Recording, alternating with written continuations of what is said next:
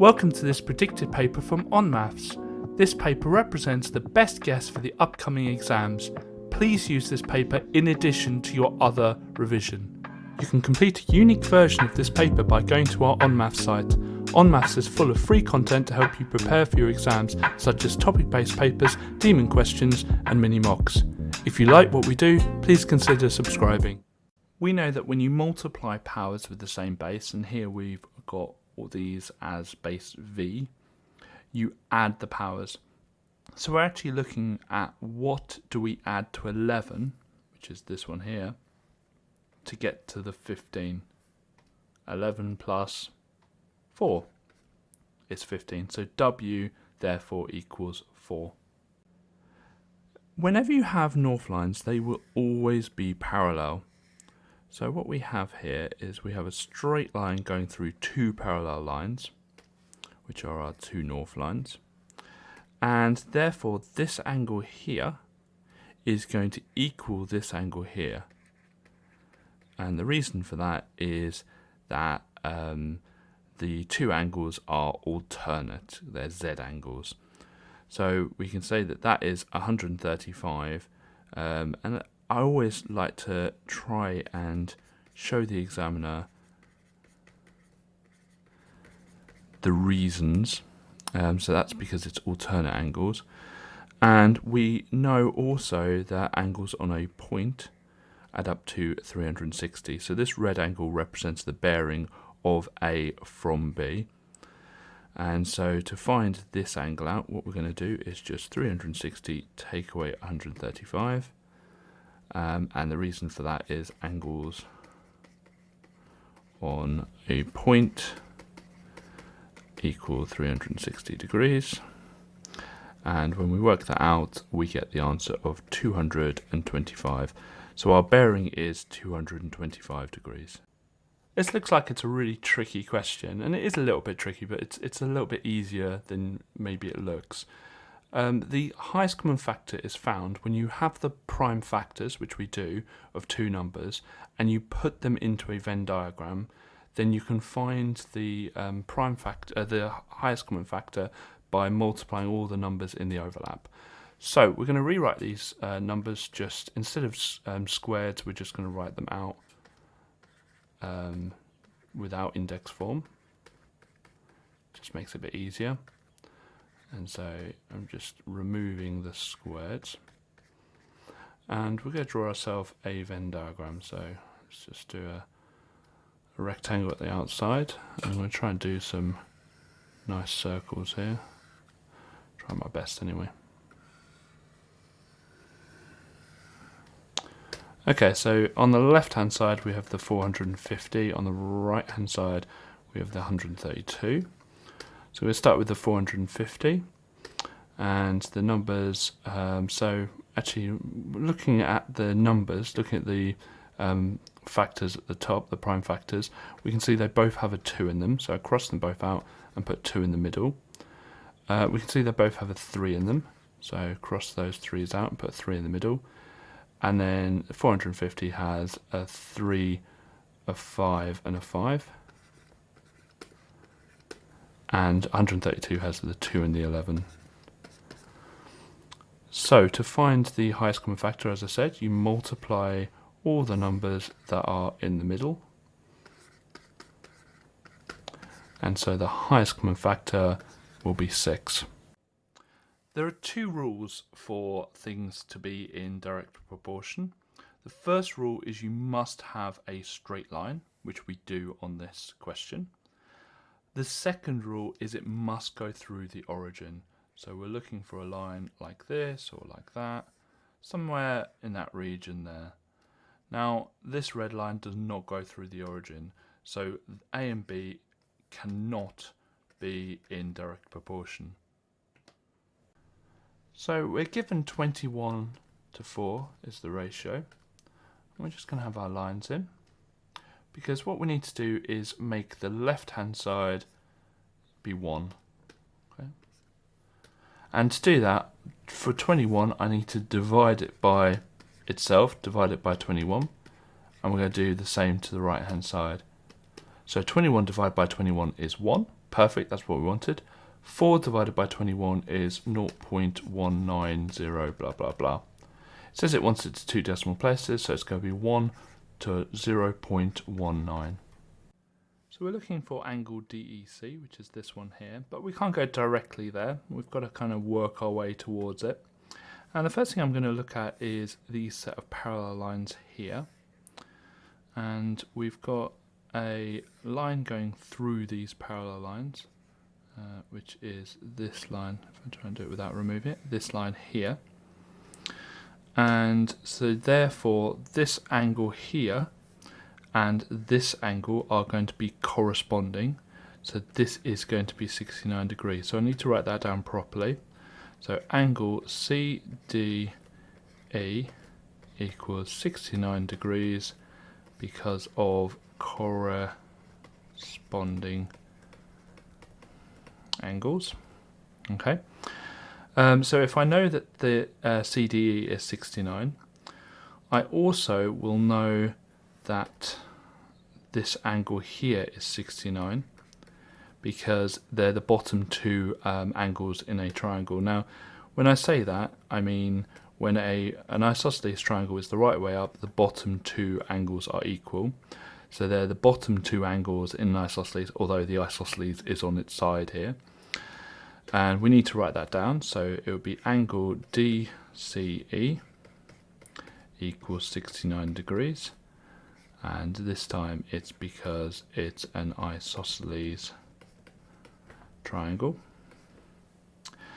And finally, we can work out what CED is by taking those away from 180. So angle CED, or actually I should keep it as it says in the question, DEC, is equal to 180, take away the 69 plus 69. And the reason for that is angles in a triangle equal 180 degrees. And when you do that, you get the answer of 42 degrees. So the answer is 42 degrees. So we're just going to copy this out first of all. So we've got x equals y over 15. Now we're asked to make y the subject, which means we want y on its own. What's stopping y from being on its own? Well, it's divided by 15. That's what over means. It means divide. So how do we get rid of that divide by 15? Well, we do the inverse or the opposite, which is times 15. So we go times both sides by 15. X times 15 is 15x.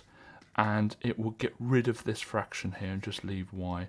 So y is 15x. So let's just write out this sequence.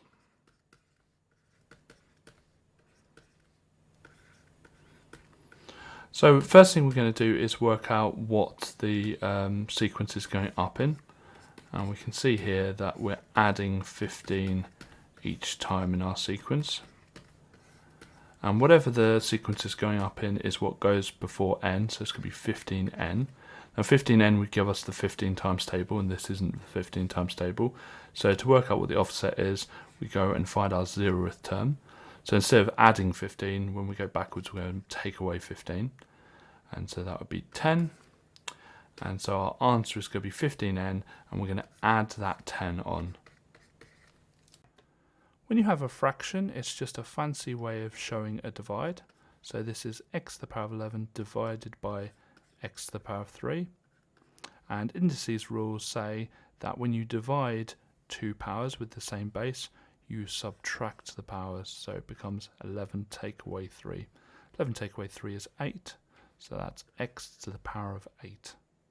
So with each of these pools, try and imagine it being filled. So pool A, first of all, we've got water coming into it, and it's actually going to go quite quickly initially, and then it will hit a point at the end where actually it will go really quite slowly because it's a wider pool. So we would imagine that the graph for pool A would actually go quite quickly at the start, and then at the end it would go much slower. And that doesn't really describe, the red graph doesn't really describe that at all. So for pool B, we start off actually quite quickly because it's quite thin, and then we have a wider bit here, so it will go slower here, and then we go quickly again. So we need a graph that starts off quite quickly, then goes slowly, and then goes quickly. And the steeper the graph on our depth time graph, the faster it's filling up. And that red line doesn't really describe that either. Pool C, however, we can see it goes slowly at the start, and then because it's thin, it will go quicker. So nice quickly, and then it will go slowly again. Well, that is a perfect description of the graph that we're given. So the graph we're given is definitely going to be for pool C. To find the gradient, we need to first of all find two coordinates we know. So I'm going to pick this one and this one. And to find the gradient, we're just going to draw a right angled triangle between them.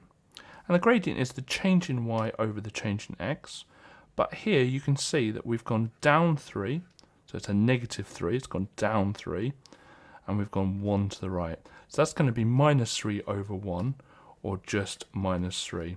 So the gradient, a different definition of it, is how far up we go when we go 1 to the right. So here we've gone 3 down, so it's going to be minus 3. When it's said that y is inversely proportional to x, it means that y changes as 1 over x changes. And to write this in an equation, all we do is we just write y equals k over x. Now k is something we need to find. So what we need to do is find out what a value of y and a value of x are somewhere on the graph that would be formed from this, and we've got that in this question. So we know that when y is 7, then x is going to be 7.9. And what I need to do now is just draw my lines down. And what I'm going to do is I'm going to just times both sides by 7.9. And so we have k equals, and it'd be 7 times 7.9, which is 55.3. So we know that k is 55.3. So I'm just going to rewrite this equation here, or this formula here. But instead of k, I know that it's going to be 55.3. So our answer is y equals 55.3 over x. So we're going to first of all draw a tree diagram for this information. You don't have to, but it is easier to understand what's going on. And so the first choice will be the first pick. It'll either be male or female. And the second choice will be the same, male and female.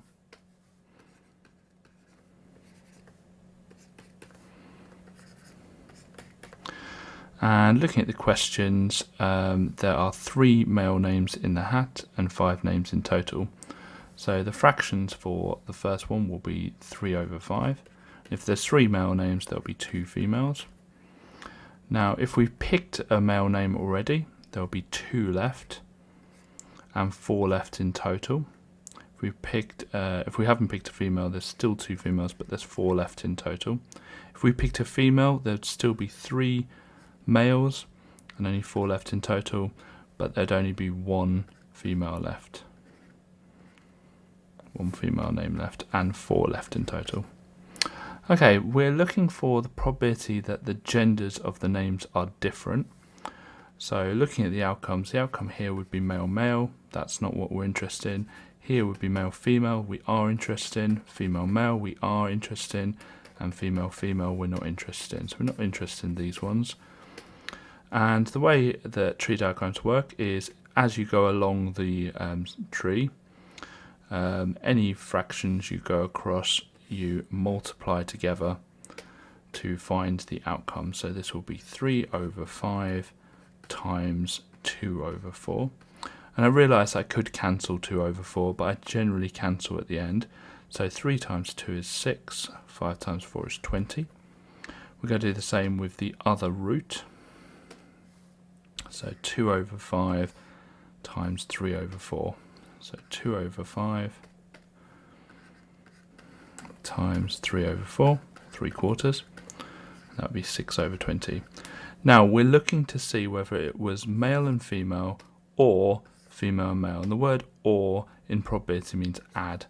So it'd be 6 over 20 plus 6 over 20, and this is the probability of different,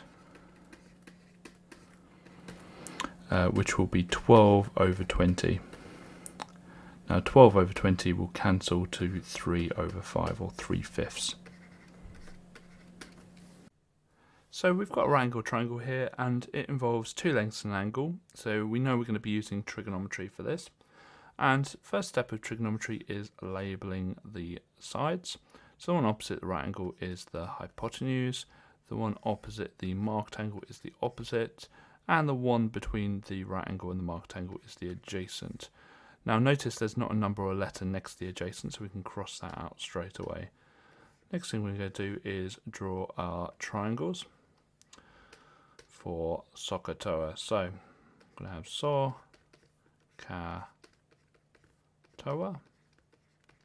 and we've crossed out the A, so we're going to cross out the Ka and the Toa because they both involve an A. That leaves SO, and SO is short for sine x, or sine the angle, equals the opposite over the hypotenuse. So the angle is 83, so it's going to be sine 83 equals the opposite, which we've labelled as x, over 7.9. Then we can put our solving lines in, and all we need to do here is times both sides by 7.9. And be careful when you do sine 83 times 79. Most calculators open a set of brackets when you type in sine, cos, or tan, so make sure you close them after you type in times 7.9. And when you do that, you get 7.841 blah blah blah equals x, and so rounding that to two decimal places is 7.84.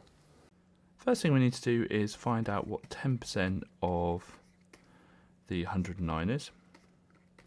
So we're just going to multiply by 0.1, and that gives us 10.9.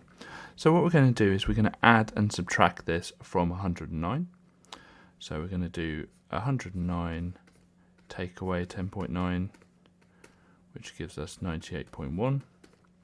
And then we're going to do 109 plus 10.9, which will give us 119.9. So our error interval is between 98.1, and it says to use t, and 119.9. This question doesn't involve using a circle theorem, but it is something you'll need to spot. And if we look at this triangle, something you need to notice is that these two lengths here are both radii, therefore they are equal. Therefore we can work out angle OAB because it's going to equal 70 degrees. And the reason it will equal 70 degrees, which you need to write down to make sure you get the mark, is that it is an isosceles triangle. And in an isosceles triangle, the lengths that are between the equal lengths and the non-equal length are always equal themselves. And then to work out what x is, we just simply do 180 take away the two lots of 70, which will equal 40 degrees. If we draw out this rectangle, we can go through the distances one by one and find out what they have to be to maximize the perimeter of the rectangle. Now, perimeter is obviously the distance around the rectangle. So we're going to start off with the 24 centimeters. So the maximum that could be, well, the biggest it could be before it rounds to 25 is 24.5. And so these are both going to be 24.5. 98 centimeters, well, the maximum that could be is 98.5. And so to find the perimeter, all we're going to do is add all these together. So 98.5 plus 24.5 plus 98.5 plus 24.5. And that gives us the answer of 246 centimeters. We're asked to solve this quadratic, and we're told that we're going to put the answers to two decimal places. So we're going to be using the quadratic formula. For the quadratic formula, we need to work out what a, b and c are. A is the coefficient of the x squared. Now it doesn't look like it has a number before it, but it does. There is a 1 there. So a is 1. B is the coefficient of the x, which is 5. And c is the number left on its own at the end, which would be minus 20. So we're going to write out the quadratic formula. And we're going to substitute in the value. So it's minus b. And I always put the values I substitute in brackets on the calculator, because if they're negative, we can get into problems. B squared minus 4 times a times c over 2a. And if you type that into the calculator with a plus there, so change that for a plus, you're going to get the answer of 2.623 blah blah blah. If you go back on the calculator, use the cursor keys to change that to a minus, you get the answer of minus 7.623 blah blah blah.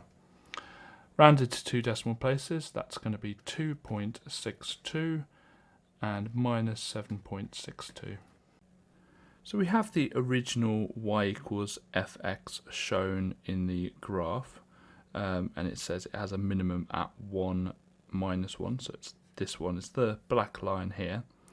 And we're looking to see the new function, the red function, but we notice that actually it looks very similar. It's a U shape for what we can see. It might not be a quadratic, but it looks like a quadratic. And we notice that the point at the bottom has shifted left 1, 2, 3 spaces. Now it's tempting to think that the new function will be f brackets x minus 3. That would be what would be tempting to do. But when you're looking at transforming graphs along the x-axis, it's actually the opposite of what you think. So the actual answer is f brackets x plus 3. So this one would be wrong. You can complete a unique version of this paper by going to our onmaths site. Onmaths is full of free content to help you prepare for your exams, such as topic-based papers, demon questions, and mini mocks. If you like what we do, please consider subscribing.